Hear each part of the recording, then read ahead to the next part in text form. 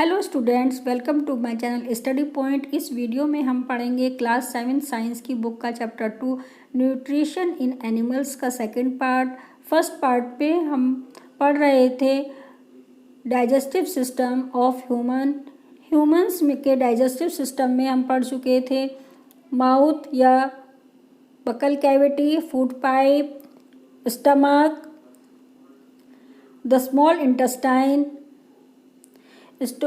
Intestine के अंदर हमने पढ़ा था कि जो पार्शली डाइजेस्टेड फूड होता है वो अब स्मॉल इंटेस्टाइन के लोअर पार्ट में पहुंच जाता है और उसके अंदर से इंटेस्टाइनल जूस जो है कंप्लीट कर देते हैं डाइजेशन को, और कंपोनेंट्स जो फूड होते हैं वो ब्रेक डाउन हो जाते हैं। कार्बोहाइड्रेट जो है सिंपल शुगर में एंड ग्लूकोज में ब्रेक हो जाता है, फैट्स जो है फैटी एसिड एंड ग्लिसरॉल में, और प्रोटीन्स जो है अमीनो एसिड्स में टूट जाते हैं। यानी ये कॉम्प्लेक्स फॉर्म से सिंपल फॉर्म में सारे जो हमारे न्यूट्रिएंट्स हैं ये ब्रेक डाउन हो जाते हैं। अब हम पढ़ेंगे absorption in intestine.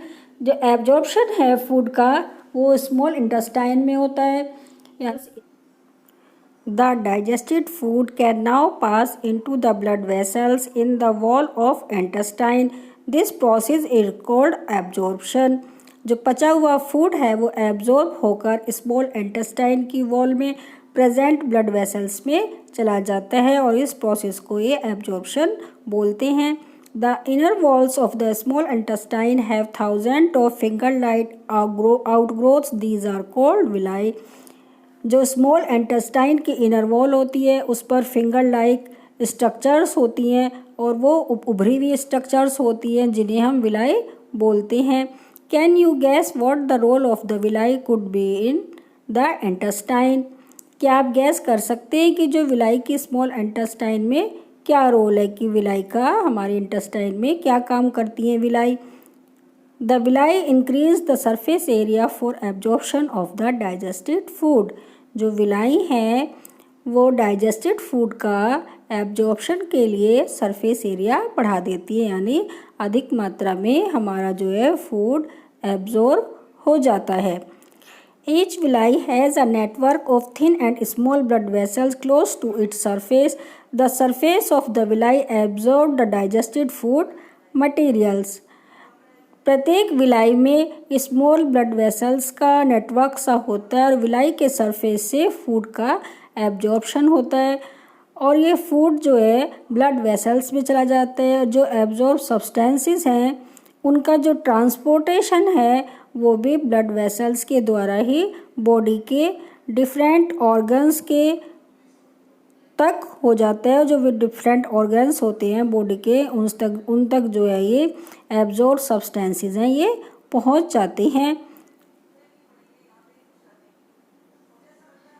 Where they are used to build complex substances as the protein required by the body, this is called assimilation.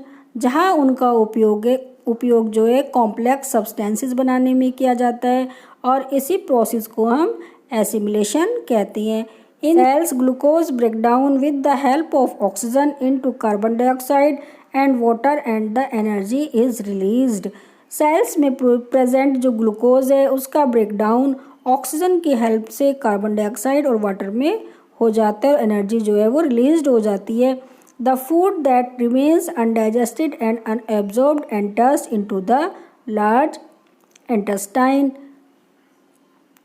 Food का वह पार्ट जो डाइजेस्ट नहीं हो पाता है वो जो है लार्ज इंटेस्टाइन में पहुंच जाता है, लार्ज इंटेस्टाइन में चला जाता है। अब देखते हैं लार्ज इंटेस्टाइन। अब फूड हमारा जो अनडाइजेस्टेड फूड है वो लार्ज इंटेस्टाइन में पहुंच गया है। अब उसका लार्ज इंटेस्टाइन में क्या होगा ये हम इसमें देखते हैं। The large intestine is wider and shorter than small intestine. जो लार्ज इंटेस्टाइन होती है हमारी वो स्मॉल इंटेस्टाइन से छोटी होती है, लेकिन क्या होती है वाइडर यानी चौड़ी होती है। It is about 1.5 metre in length. कितनी लंबी होती है वो 1.5 मीटर लंबी होती है। Its function is the absorb water and some salts from the undigested food materials. इसका क्या काम है? इसका काम है जो हमारा अनडाइजेस्टेड फूड है उससे वाटर और कुछ साल्ट्स जो है एब्जॉर्ब करने का उसका काम होता है। The remaining waste passes into the rectum and remains there as semi solid feces। जो हमारा वेस्ट होता है वो रेक्टम में भेज दिया जाता है और उससे क्या बनता है? सेमी सॉलिड फेसिस बनता है, यानी सेमी सॉलिड जो है मल बनता है। The faecal matter is removed through the anus from the time to time. और जो ये मैटर होता है, मल होता है, ये टाइम टू टाइम एनस द्वारा बाहर निकाल दिया जाता है। This is called egestion. इसको ही हम इजेशन कहते हैं। 2.3 डाइजेशन इन ग्रास ईटिंग एनिमल्स। जो हमारे घास खाने वाले एनिमल्स होते हैं उनमें डाइजेशन कैसा होता है ये हम इसमें देखते हैं। Have you observe cows, buffaloes and other grass eating animals chewing continuously even when they are not eating? Actually they quickly swallow the grass and store it in a part of stomach called rumen। आपने observe किया होगा कि जो काव और buffalo और दूसरे animals होते हैं, घास खाने वाले एनिमल्स, ये लगातार क्या करते रहते हैं? चबाते रहते हैं। और उस समय वे खाना खाते भी नहीं हैं, उस समय वे खाना खा नहीं रहे होते हैं, लेकिन फिर भी वो चबाते रहते हैं। तो एक्चुअली वास्तव में होता क्या है? वास्तव में वे जो ग्रास खाते हैं वो जल्दी जल्दी से वो निगल लेते हैं और उनके स्टमक में वो स्टोर हो जाती है। और उसको क्या कहते हैं? जिसमें स्टोर होती है उसको कहते हैं रूमन। रूमन में वो स्टोर हो जाती है। Here the food gets partially digested and is called cud. वो जो फूड होता है पार्शली डाइजेस्टेड यानी वो आंशिक रूप से डाइजेस्टेड फूड होता है, उसको हम कड बोलते हैं। But later the cud returns to the mouth in small lumps and the animals chew it. This process is called rumination and these animals are called ruminants. लेकिन कुछ समय बाद ये जो कड होता है रिटर्न मीन्स वापस आ जाता है मुंह में और एनिमल्स जो है उसको चबाता रहता है। इस प्रोसेस को क्या कहते हैं? रूमिनेशन कहते हैं। और इस प्रकार जो एनिमल इसको खाने को दोबारा से वापस लाकर चबाते रहते हैं, इसको कहते हैं, इन एनिमल्स को हम बोलते हैं ruminants. The grass is rich in cellulose, a type of carbohydrate. जो सेल्यूलोज है वो कार्बोहाइड्रेट का ही टाइप है और ग्रास जो है वो सेल्यूलोज काफ़ी अधिक मात्रा में पाया जाता है ग्रास में। Many animals including humans can not digest it cellulose. जो अनेक एनिमल्स हैं और ह्यूमंस हैं वो सेल्यूलोज को डाइजेस्ट नहीं कर पाते हैं। The cells glucose breaks down with the help of oxygen into carbon dioxide and water and energy is released. Cells में प्रेजेंट ग्लूकोज का ब्रेकडाउन ऑक्सीजन की हेल्प से कार्बन डाइऑक्साइड तथा वाटर में हो जाता है और एनर्जी रिलीज्ड होती है। The food that remains undigested and unabsorbed enters into the large intestine. और फूड का वह पार्ट जो डाइजेस्ट नहीं होता है, अनडाइजेस्टेड होता है, वो लार्ज इंटेस्टाइन में एंटर कर जाता है, यानी लार्ज इंटेस्टाइन में पहुंच जाता है। लार्ज इंटेस्टाइन, अब जो फूड है अनडाइजेस्टेड वो किस में पहुंच गया है? वो लार्ज इंटेस्टाइन में पहुंच गया है।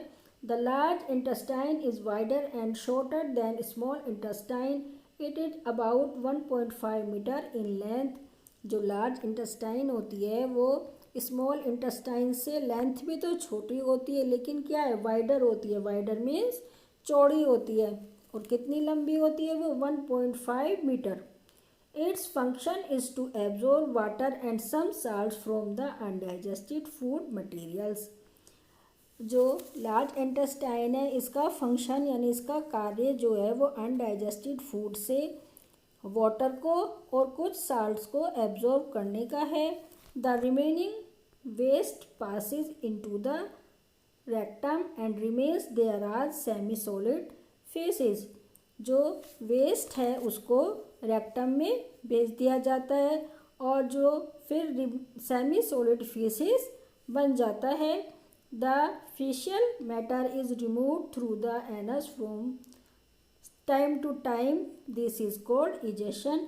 और जो ये फेशियल मैटर होता है यानी मल होता है उसको एनस के थ्रू समय समय पर बाहर निकाल दिया जाता है और दिस इज कॉल्ड इजेशन। और यही जो प्रोसेस है पूरा वो इजेशन कहलाता है। 2.3 डाइजेशन इन grass eating animals. Grass eating animals कौन कौन से होते हैं? काव, बफेलोज, ये ग्रास ईटिंग एनिमल्स होते हैं और इनका डाइजेशन इसमें बताया है।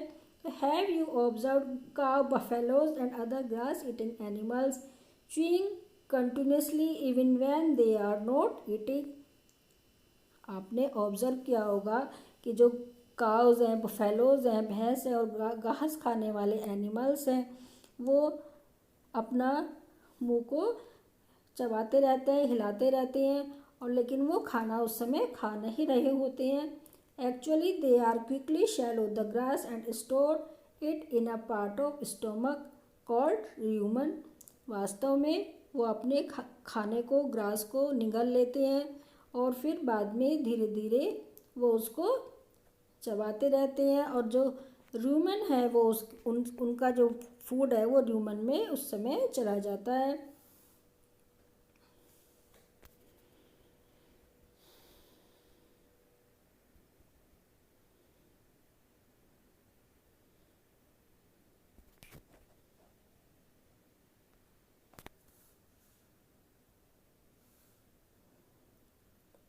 Have you observed cow, buffaloes and other grass-eating animals chewing continuously even when they are not eating?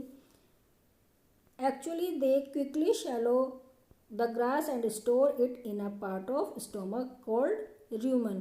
आपने काव एंड बुफेलोज को ऑब्जर्व किया होगा जो घास खाने वाले एनिमल्स हैं वो जो अपना मुंह जो है वो कंटिन्यूसली चबाते रहते हैं, च्यूई करते रहते हैं, लेकिन उस समय वे खाना तो खाते नहीं है लेकिन फिर भी वो मुंह अपना चबाते रहते हैं।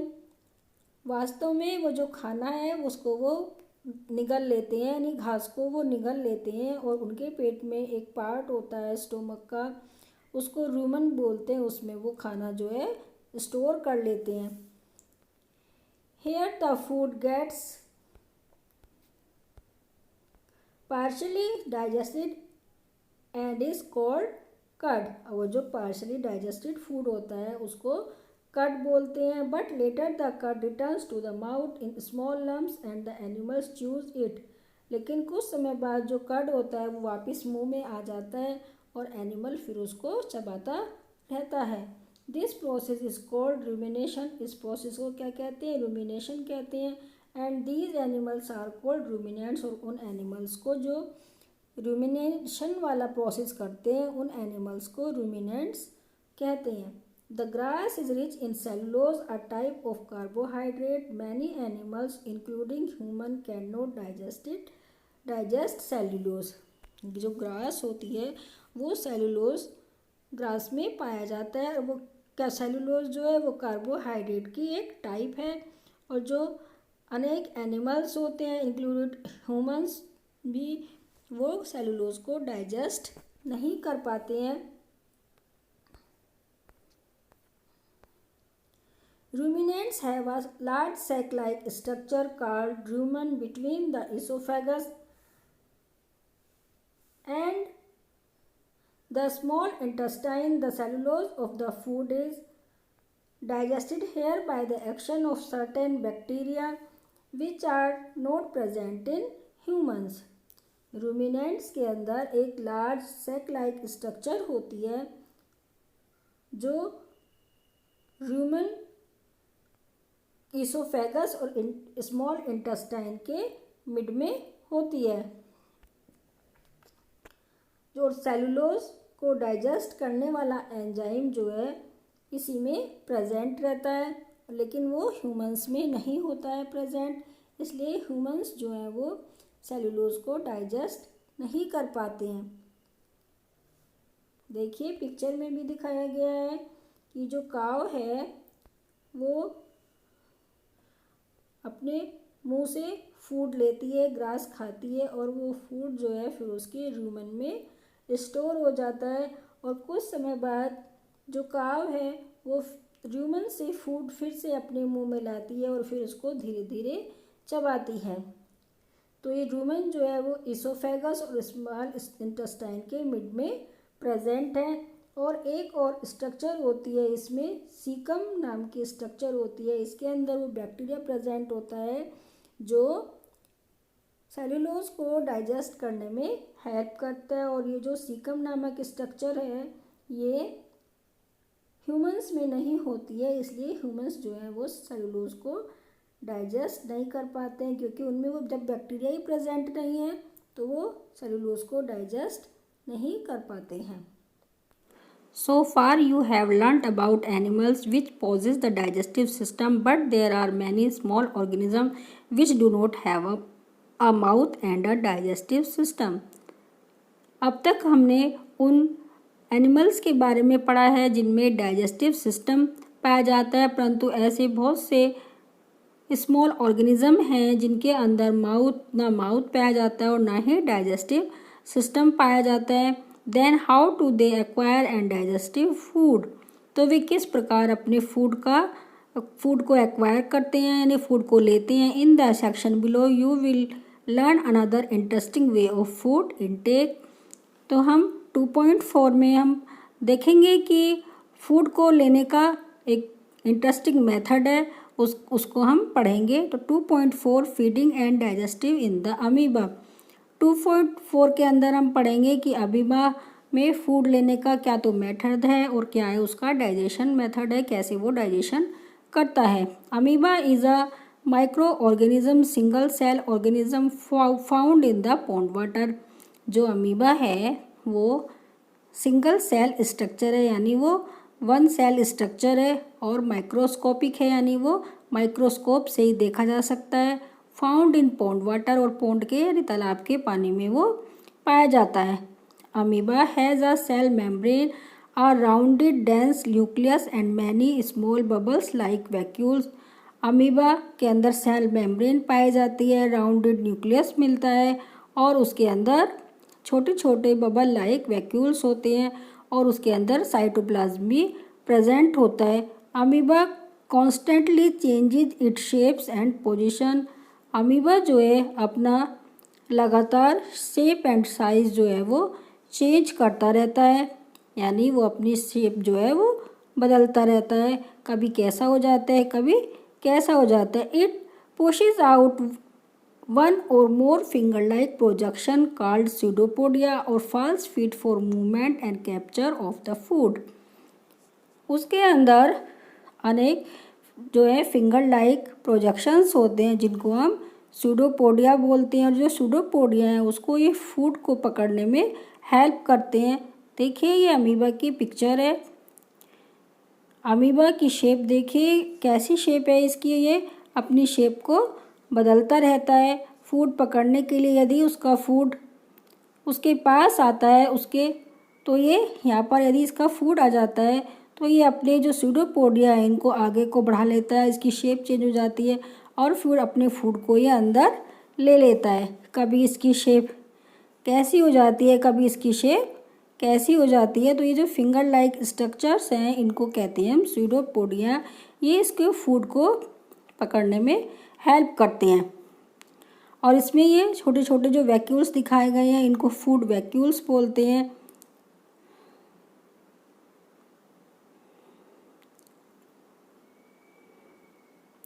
Amoeba feeds on sometime microscopic organism. When it senses food, it pushes out pseudopodia around the food particle and engulfs it. The food becomes trapped in the food vacuoles. वो अपने food vacuoles में अपने food को trap कर लेता है। Digestive juices are secreted into the food vacuoles, और digestive जो जूस हैं वो उसके फूड वैक्यूल से सिक्रीट होते हैं। They act on the food and break it down into simpler substances, और फूड पर वो एक्शन करते हैं कार्य करते हैं और अपने फूड को वो सिंपल सब्सटेंस में ब्रेक डाउन कर देते हैं। Gradually the digested food is absorb, the absorb substances are used for growth, maintenance and multiplication.